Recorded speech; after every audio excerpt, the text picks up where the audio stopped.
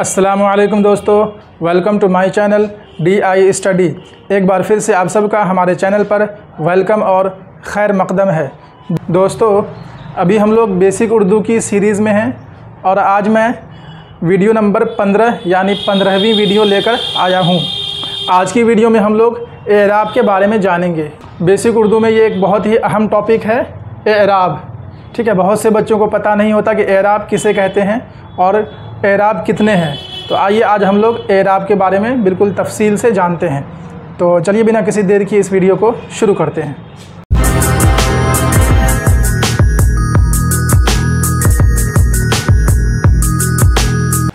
आज हम लोग जानेंगे एराब के बारे में। किसके बारे में? एराब। यहाँ पर देखिए, सबसे पहले है एराब का नाम, उसके बाद हो जाएगा अलामत, उसकी पहचान, और उसके बाद है अरबी नाम, और जिस हर्फ पर एराब हो उसको हम क्या बोलेंगे उसको देखेंगे, और उसके बाद हम लोग देखेंगे इस्तेमाल कि उस एराब को इस्तेमाल कैसे करते हैं। सबसे पहला एराब है ज़बर। क्या बोलेंगे हम लोग? ज़बर। ज़बर की जो पहचान वो क्या है? वो किसी भी हर्फ के ऊपर आएगी और वो होता किस तरह का है? तो ये देखिए, इस तरह से होता है ज़बर। ज़बर का अरबी नाम क्या है? तो अरबी में से हम नसब भी बोलते हैं और फ़तहा भी बोलते हैं। क्या? नसब और फ़तहा। जिस हर्फ पर ज़बर आ जाए उस हर्फ को हम चाहे तो मंसूब बोलेंगे, नहीं तो मफ्तूह बोलेंगे। नसब से बन जाएगा मंसूब और फ़तहा से बन जाएगा मफ्तूह। आइए एग्जांपल देखते हैं। जैसे अलिफ़ है, अलिफ़ के ऊपर लगा दिए ज़बर, तो अलिफ़ के ऊपर क्या है? ज़बर। ज़बर को क्या बोलेंगे? नसब या मफ्तूह। यानी हम कह सकते हैं कि अलिफ़ के ऊपर नसब है या फिर अलिफ़ के ऊपर फ़तहा है। और इस अलिफ़ का नाम क्या हो जाएगा? तो अलिफ़ को हम अलिफ़ मंसूब या अलिफ़ मफ्तूह कह सकते हैं, क्योंकि अलिफ़ के ऊपर क्या है? नसब है या फ़तहा है। और आम ज़बान में क्या बोलेंगे? ज़बर। इसी तरीके से आगे देखिए, जैसे बा ज़बर बा, जीम ज़बर ज, तो इस तरीके से हम इसका इस्तेमाल करते हैं। आगे देखिए, दूसरा एराब आपका है ज़ेर। क्या है ये?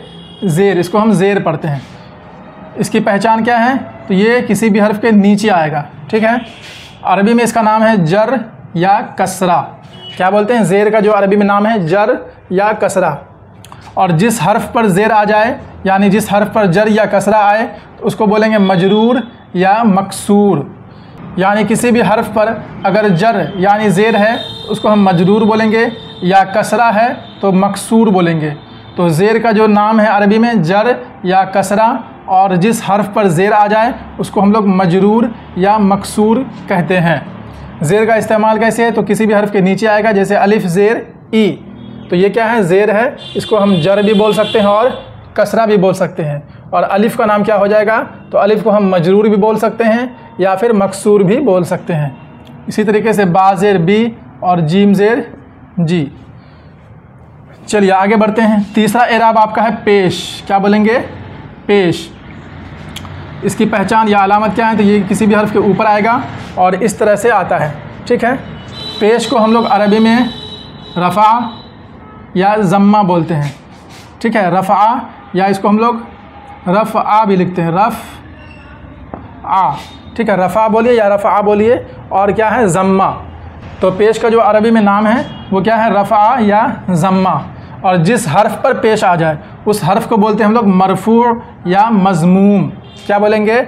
मरफ़ू या मज़मूम।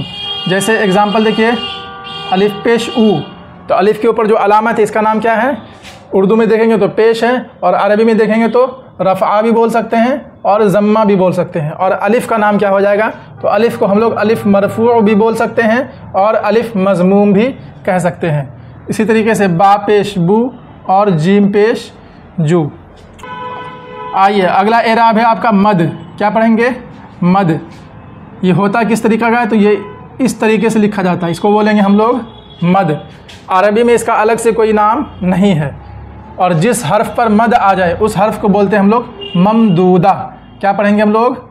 ममदूदा। ठीक है, और ये आएगा किस पे? तो याद रखिएगा, अलिफ़ मद जो है सिर्फ अलिफ़ पर आता है। मद किस पर आता है? सिर्फ़ और सिर्फ अलिफ़ पर आता है। इसको पढ़ेंगे कैसे? तो अलिफ़ मद ज़बर आ, जैसे हम लिखते हैं आम, तो क्या है? अलिफ़ मद ज़बर आ, मीम मौकूफ़ आम। आज, अलिफ़ मद ज़बर आ, जीम मौकूफ़ आज। तो मद सिर्फ अलिफ पर आएगा और अलिफ का नाम क्या हो जाएगा, तो अलिफ ममदूदा, क्योंकि अलिफ के ऊपर क्या है, मद है। चलिए अगला एराब है आपका तशदीद। क्या है, तशदीद। इसकी पहचान क्या है, अलामत क्या है ये, तो ये इस तरीके से लिखा जाता है, इसको हम लोग बोलते हैं तशदीद। इसका भी अरबी में अलग से कोई नाम नहीं है। जिस हर्फ पर तशदीद होगी उसको हम लोग बोलते हैं मुशद्दद। क्या बोलते हैं, मुशद्दद, है ना, मुशद्दद बोलते हैं। इसका इस्तेमाल कैसे करते हैं, देखिए लिखेंगे अलिफ बा ज़बर अब और बा अलिफ ज़बर बा, तो यहाँ पर दो हर्फ है एक ही साथ आया है, इसको हम एक ही बार लिखेंगे अलिफ बे अलिफ और बा पर लगा देंगे तशदीद। ठीक है, तो अब इस बा को हम लोग दो बार पढ़ते हैं, यानी उर्दू में अगर एक ही हर्फ दो बार आ जाए एक ही जगह पर तो उस पर आप तशदीद लगा दीजिए तो आपका काम चल जाएगा। तो यहाँ दो बा था, हमने एक ही बा लिखा और उसके ऊपर लगा दिया तशदीद। जैसे यहाँ पहले पढ़े थे अब बा यानी अब्बा, वही यहाँ भी पढ़ेंगे अब्बा। इसी तरीके से अच्छा, छौ पे लगा दिया तशदीद, तो छौ को हम लोग दो बार पढ़ेंगे। इसी तरीके से आगे देखिए बल्ला, तो लाम पे लगा देंगे तशदीद, लाम को हम लोग दो मरतबा पढ़ेंगे। तो जिस हर्फ पर तशदीद आ जाए उस हर्फ को दो मरतबा पढ़ते हैं और जिस हर्फ पर तशदीद हो उस हर्फ को बोलते हैं मुशद्दद। आइए अगला एराब है आपका तनवीन। क्या है, तनवीन। तनवीन कहते किसको हैं, तो तनवीन कहेंगे हम लोग दो ज़बर, दो ज़ेर और दो पेश, इसको बोलते हैं हम लोग तनवीन। जिस हर्फ पर तनवीन हो उसको बोलते हैं मुनव्वन। क्या बोलते हैं हम लोग, मुनव्वन। ठीक है, इसका इस्तेमाल कैसे करते हैं, तो जैसे अलिफ दो ज़बर अन, अलिफ दो ज़ेर इन, अलिफ दो पेश उन, इस तरीके से हम इसका इस्तेमाल करते हैं। एक लफ्ज़ देखिए ते काफ ज़बर तक, राया जर्री बा दो ज़बर बन, तकरीबन, यानी कि लगभग। क्या बोलते हैं इसको हम लोग, लगभग। लगभग 10-12 लोग होंगे, तो उसको उर्दू में बोल सकते हैं तकरीबन 10-12 लोग होंगे। तो तकरीबन में क्या है, बा के ऊपर दो ज़बर है, इसी को बोलते हैं तनवीन। तो बा के ऊपर क्या है, दो ज़बर की तनवीन है। बा का नाम क्या हो जाएगा, तो बा का नाम होगा मुनव्वन, क्योंकि बा पर क्या है, तनवीन की अलामत है। तो बा है आपका मुनव्वन, उसके ऊपर अलामत क्या है, तो तनवीन की अलामत है। तनवीन में क्या आएगा, तीनों आ जाएगा, दो ज़बर भी, दो ज़ेर भी और दो पेश भी। आइए आगे देखते हैं हम लोग जज़्म। जज़्म की अलामत क्या होती है, तो ये इस तरीके से किसी भी हर्फ के ऊपर आता है। ठीक है, अरबी में इसका भी कोई अलग से नाम नहीं है। जिस हर्फ पर जज़्म होगा उसको हम लोग मजज़ूम बोलते हैं। क्या बोलते हैं, मजज़ूम, है ना, मजज़ूम बोलेंगे। इस्तेमाल क्या है, यहाँ देखिए बा दाल, बा को हमने दाल से मिला दिया और दाल अपने पीछे वाले हर्फ से जाकर मिल जाएगा। तो जो भी हर्फ पीछे वाले हर्फ से मिल जाए और उस पर यह अलामत हो, इसी को बोलते हैं हम लोग जज़्म, यानी जज़्म वाला हर्फ अपने पीछे वाले हर्फ से मिल जाएगा। तो बा दाल ज़बर बद में दाल पर जो अलामत है इसको बोलेंगे हम लोग जज़्म। इसी तरीके से सीन बा ज़बर सब, तो बा पर क्या है, जज़्म की अलामत है, क्योंकि बा अपने पीछे वाले हर्फ यानी सीन से मिल रहा है। एक और देख लीजिए ज़ाद दाल ज़ेर ज़िद, तो दाल पर जो अलामत है इसका नाम क्या होगा, जज़्म। और दाल का नाम क्या हो जाएगा, तो दाल को बोलेंगे मजज़ूम, क्योंकि दाल के ऊपर जज़्म की अलामत है। आगे देखिए अगला है आपका सुकून। क्या है ये, सुकून। तो सुकून की अलामत भी बिल्कुल जज़्म की तरह होती है। और अगला है वक्फ़, और वक्फ़ की अलामत भी बिल्कुल जज़्म की तरह होती है। तो यहाँ पर देखिए जज़्म, सुकून और वक्फ़ तीनों की अलामत जो बिल्कुल सेम टू सेम होगी, बस पढ़ने में फ़र्क होगा और जिस हर्फ पर यह अलामत आएगी उसका नाम भी अलग होगा। अगर जज़्म है तो उस हर्फ को बोलेंगे मजज़ूम, जिस हर्फ पे सुकून आ जाए उस हर्फ को बोलते हैं हम लोग साकिन। क्या बोलते हैं, साकिन। सुकून वाले हर्फ को साकिन कहते हैं। इसी तरीके से जिस हर्फ पर वक्फ़ आ जाए उसको हम लोग बोलते हैं मौकूफ़। क्या बोलेंगे, मौकूफ़। ठीक है, यानी वक्फ़ वाले हर्फ को हम लोग मौकूफ़ कहते हैं। अब साकिन होता क्या है, कैसे इस्तेमाल करते हैं और वक्फ़ को कैसे इस्तेमाल करते हैं, देखिए दोनों का एग्जाम्पल एक साथ दिखाते हैं आपको। यहाँ पर मैंने लिखा है ये, इसको पढ़ेंगे क्या, हाँ तो आप लोग बिल्कुल सही हैं। क्या पढ़ेंगे, दोस्त। क्या लिखा हुआ ये, दोस्त। अब बताइए इस पर एराब क्या लगेगा। एराब तो आप लोग जान गए ना, ये सारा क्या है, एराब है। तो बताइए इन सारों में से इस पर क्या लगेगा। ठीक है, दाल पर लगा देते हैं पेश, वाव पर लगा दिए जज़्म, तो वाव मिल गया दाल से, तो जो पीछे वाले हर्फ से मिल जाए उसको बोलते हैं हम लोग जज़्म। तो वाव पर क्या है, जज़्म की अलामत है। अब सीन में क्या होगा, बिल्कुल गौर से देखिए, सीन पर भी यही रहेगा और ता पर भी बिल्कुल यही अलामत हम लगाएंगे। ठीक है। पढ़ेंगे कैसे? तो दाल वाव पेश दो, वाव पर तो हो गया जज्म, बीच में आपका सीन है और ये जो अलामत है इसको बोलेंगे हम लोग सुकून, है ना। सुकून जो जज्म के बाद होगा और आखिरी हर्फ जो इस पर होता है वक्फ, वक्फ से पहले होगा बिल्कुल बीच में, और ये ना पीछे वाले से मिलेगा ना आगे वाले से मिलेगा, बिल्कुल बीच में सुकून से रहेगा, इसी को बोलते हैं हम लोग सुकून। और जिस हर्फ पे सुकून हो उसको बोलते हैं साकिन। तो सीन क्या बन जाएगा आपका? यहाँ देखिए साकिन, सीन साकिन, दाल वाव पेश दो, सीन साकिन। अब आगे बचा आपका ते, तो ते पर जो ये अलामत है इसी को बोलते हैं हम लोग वक्फ, यानी उर्दू के आखिरी हर्फ पर जो अलामत होगी उसको बोलते हैं वक्फ, और जिस हर्फ पर वक्फ हो उसको बोलते हैं मौकूफ़। तो ते हो जाएगा आपका, तो ते को हम पढ़ेंगे ते मौकूफ़। अब देखिए पूरा स्पेलिंग क्या होगा इसका, दाल वाव पेश दो, सीन साकिन, ते मौकूफ़, दोस्त। फिर बोलिए एक बार, दाल वाव पेश दो, सीन साकिन, ते मौकूफ़, दोस्त।